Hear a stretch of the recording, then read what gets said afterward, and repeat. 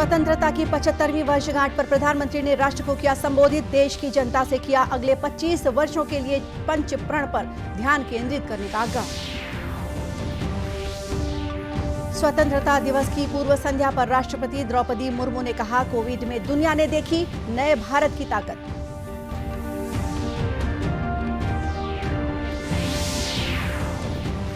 स्वतंत्रता की 75वीं वर्षगांठ पर मुख्यमंत्री ने कहा, आज से नए सफर की शुरुआत, जिसमें गढ़बो नवा छत्तीसगढ़ के लक्ष्य को करेंगे पूरा।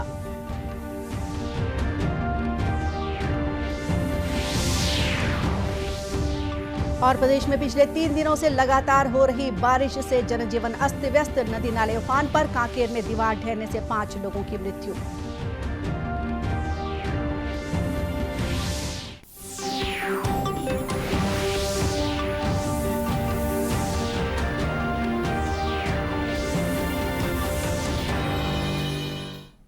नमस्कार, आप देख रहे हैं दूरदर्शन समाचार। मैं हूं गोपा सान्याल। सबसे पहले आप सभी को प्रादेशिक समाचार एकांश की ओर से 76वें स्वतंत्रता दिवस की हार्दिक शुभकामनाएं। और अब समाचार विस्तार से। राष्ट्र आज 76वां स्वतंत्रता दिवस मना रहा है। उल्लेखनीय है कि स्वतंत्रता के 75 वर्ष पूरे होने के अवसर पर देश आज़ादी का अमृत महोत्सव भी मना रहा है।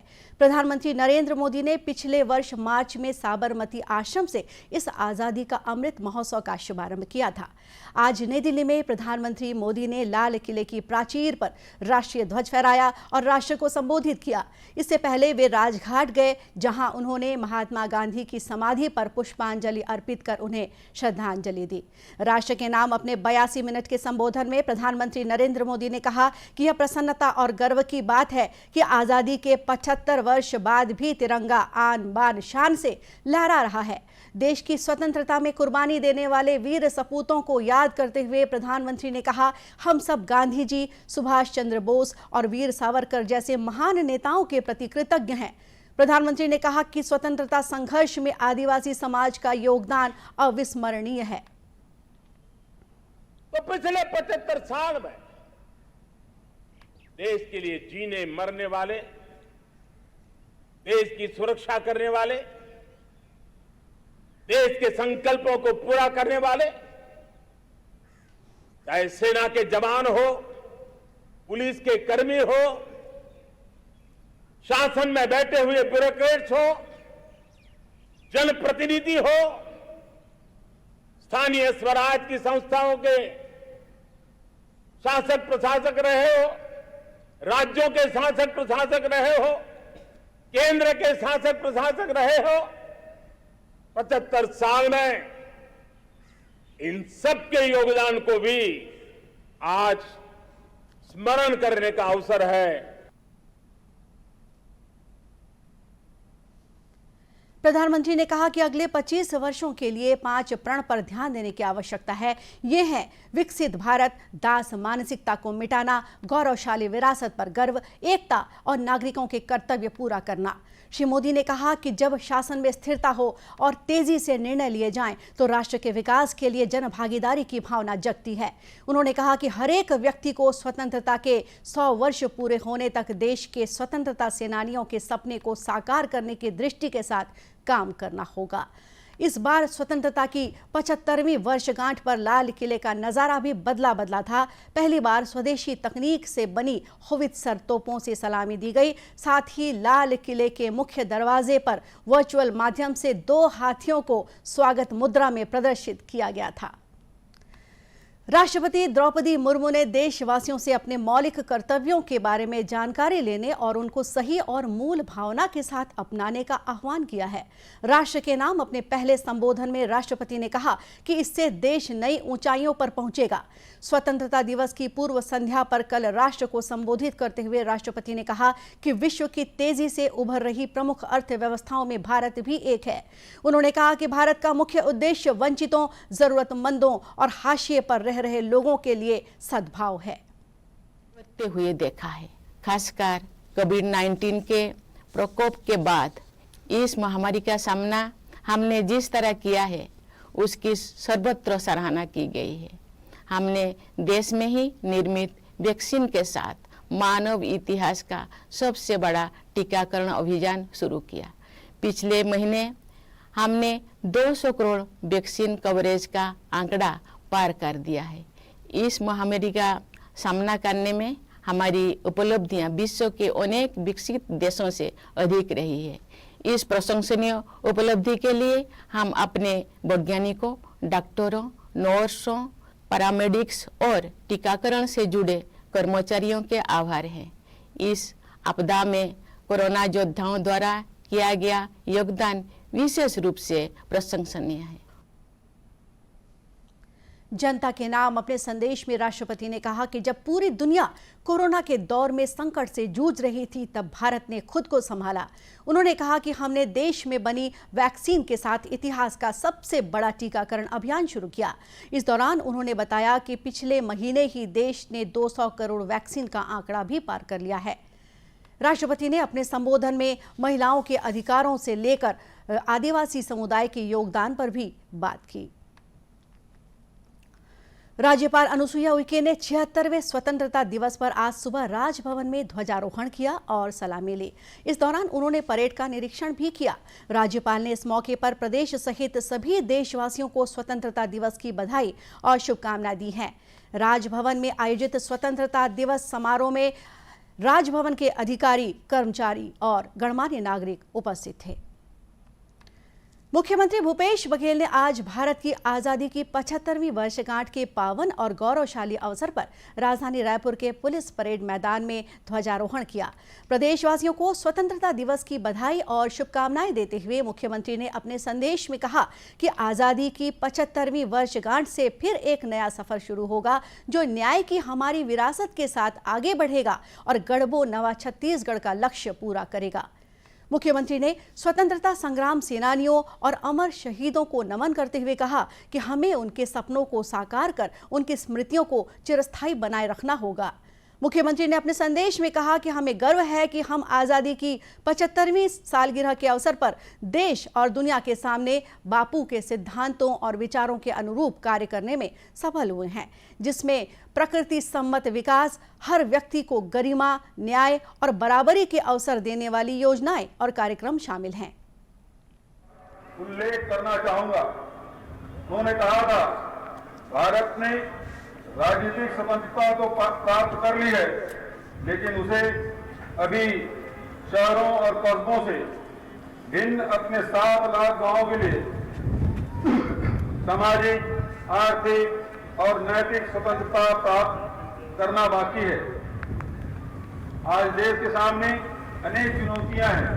कृषि व वन भूमि का कम होना, पर्यावरण संतुलन, प्रदूषण, बीमारियों, महंगाई, बेरोजगारी आदि से लोगों का जीवन संकट में हुआ है।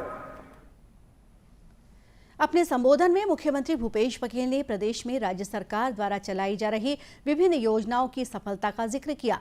नई योजनाओं का जिक्र करते हुए मुख्यमंत्री ने कहा कि गौठानों को आजीविका केंद्र के रूप में विकसित किया जाएगा और ग्रामीण आजीविका पार्क यानी रूरल इंडस्ट्रियल पार्क भी शुरू किए जाएंगे।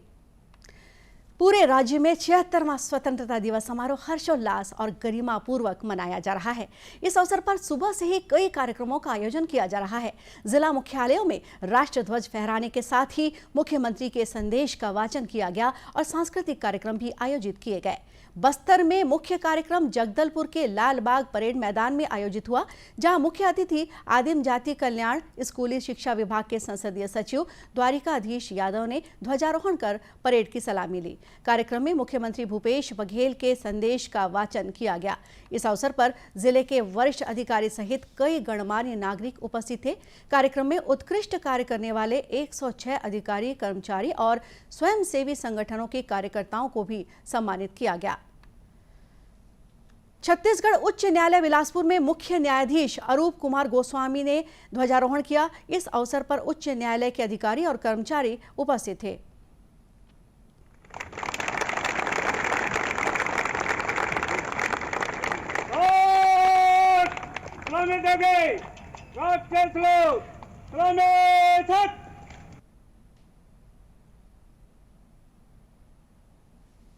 उधर परिवहन मंत्री मोहम्मद अकबर ने कबीरधाम जिला मुख्यालय में आयोजित मुख्य समारोह में ध्वजारोहण कर परेड का निरीक्षण किया और परेड की सलामी ली। इस दौरान उन्होंने मुख्यमंत्री के संदेश का वाचन किया और शांति के प्रतीक कबूतर उड़ाए।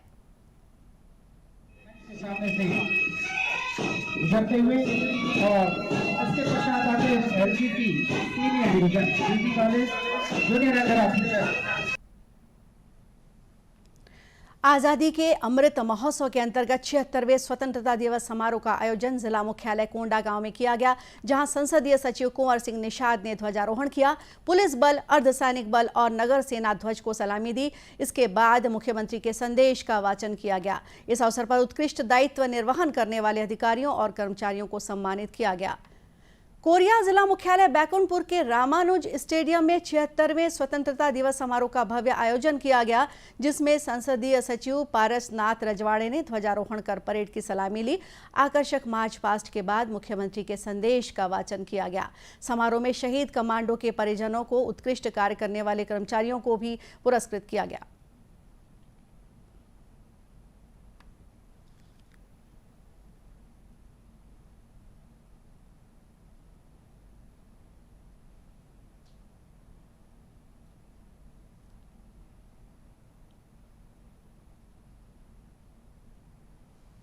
बारिश के बीच महासमुंद जिला मुख्यालय में भी 76वां स्वतंत्रता दिवस धूमधाम से मनाया जा रहा है। नगर के मिनी स्टेडियम में आयोजित मुख्य कार्यक्रम में संसदीय सचिव विनोद सेवनलाल चंद्राकर ने ध्वजारोहण कर परेड की सलामी ली और मुख्यमंत्री के संदेश का वाचन किया। जिला पुलिस बल, स्काउट गाइड, एनसीसी और 8वीं प्लाटून बटालियन ने आकर्षक मार्च पास्ट किया। इस अवसर पर उत्कृष्ट कार्य करने वाले कर्मचारियों को पुरस्कृत करने के साथ ही शहीद जवानों के परिजनों को भी सम्मानित किया गया।